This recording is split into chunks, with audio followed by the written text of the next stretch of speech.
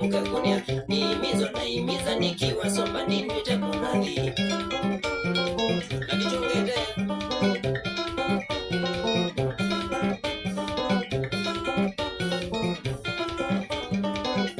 Raisi naomba maana najua uko na uwezo na makubwa ya wanayuthi hapa Kenya wamesoma sana. Imagine ilo ya mwima Mungu msomo wa yuwa chabu na kidari mwima kwete huko na nangeta bahailobi michoko na ingi makwete kukitana na depression michoko na twili tutituru kwete kumanga masiponya kanondwa na yuthi yenza mayena kinu maimanda naida andota engonga makumande ingine momena kinyuriru tusite na tutu tunateswa tilengo rupate mapeni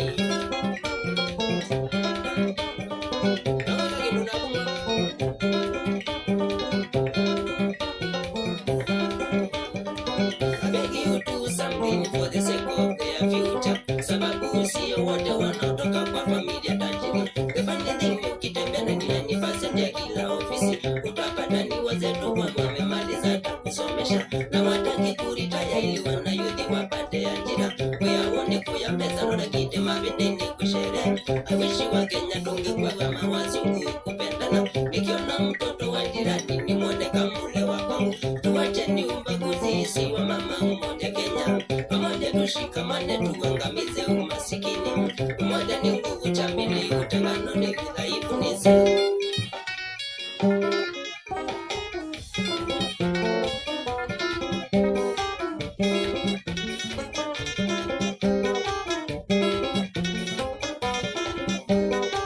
sasa ninatangaza wa Kenya naomba mnisikize popote mlipo kutoka pembe nne za dunia uwe Mkikuyu Mkamba Mkalenjin ya Maluo yani sina ubaguzi njalishi ukabila gani bora wale Waswahili lugha la taifa yetu Kenya nchi yetu